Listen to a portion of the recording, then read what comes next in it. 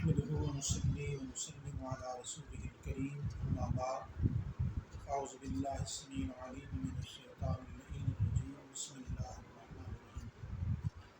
سامعین ذی احتشام، قرآن مجید فرقان حمید کے نزول کے حوالے سے کل گفتگو ہوئی۔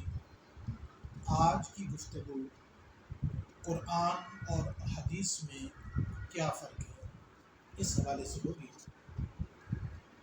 قرآن اور حدیث دونوں ہی وحی الہی ہیں، دونوں کی اطاعت ضروری ہے۔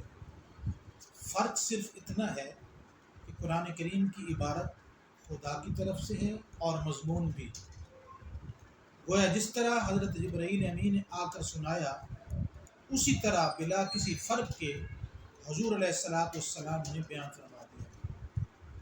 حدیث میں یہ ہے کہ مضمون رب کی طرف سے ہوتا ہے اور الفاظ حضور علیہ السلام کے اپنے ہوتے ہیں۔ اب اس مضمون کا رب کی طرف سے آنا یا بطور الہام ہوتا ہے یا فرشتہ ہی عرض کرتا ہے، لیکن اس کی ادا حضور علیہ السلام کے اپنے الفاظ سے ہوتی ہے، اسی لیے اس کا ماننا اور اس پر عمل کرنا ضروری ہے۔ لیکن اس کی تلاوت نماز میں بجائے قرآن شریف کے نہیں ہو سکتی، یعنی یہ وحی غیر مطلوب ہے، کیونکہ عمل مضمون پر ہوتا ہے اور تلاوت الفاظ کی ہوتی ہے، اور اسی وجہ سے قرآن پاک کے احکام حدیث سے منسوخ ہو سکتے ہیں۔ انشاءاللہ اس کی پوری بات جو ہے ما ننسخ من آیت او ننسها نأت بخیر منها او مثلها اس آیہ کریمہ کے تحت ہوگی۔ یہ سورہ البقرہ کی آیت نمبر 106 ہے۔ اس کی مثال آپ دیکھیں کہ غیر اللہ کو سجدہ تعظیمی کرنا قرآن شریف سے ثابت ہے۔ یوسف علیہ السلام کے والدین نے، آپ کے بھائیوں نے آپ کو سجدہ کیا، فرشتوں نے آدم علیہ السلام کو سجدہ کیا، مگر حدیث نے اس کو منسوخ کیا۔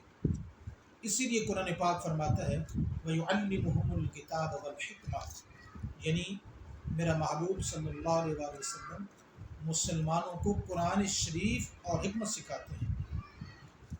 اگر حدیث شریف ماننے کی ضرورت نہ ہوتی تو حکمت کا ذکر نہ فرمایا جاتا، صرف کتاب کا ذکر ہی کافی تھا۔ حدیث ماننے کا یہ مطلب نہیں کہ قرآن ناقص ہے، بلکہ قرآن بالکل مکمل کتاب ہے، لیکن اس مکمل میں سے مضامین حاصل کرنے کے لیے مکمل ہی انسان کی ضرورت تھی، جو اس کی تشریحات، توضیحات اور اس کے بیان کو واضح طور پہ ارشاد فرما سکے، اور وہ نبی صلی اللہ علیہ وسلم کی ذات اطہر ہے۔ یعنی سمندر میں موتی ضرور ہیں، لیکن ان کے حاصل کرنے کے لیے کسی غواص یعنی غوطہ خور کی ضرورت ہے۔ اگر قرآن پاک سے مسائل ہر شخص نکال لیا کرتا تو اس کے سکھانے کے لیے پیغمبروں کو کیوں بھیجا جاتا؟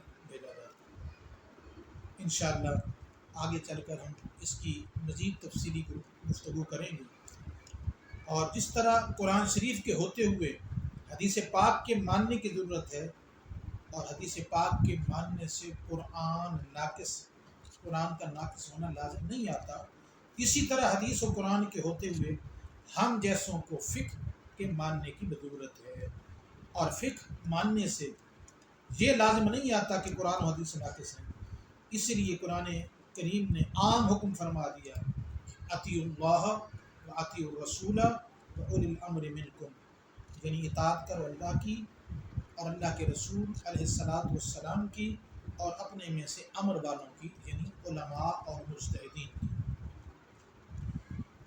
یہ بھی خیال رہے کہ حضور علیہ السلام کا ہر قول و فعل جو منقول ہوا ہے وہ حدیث ہے،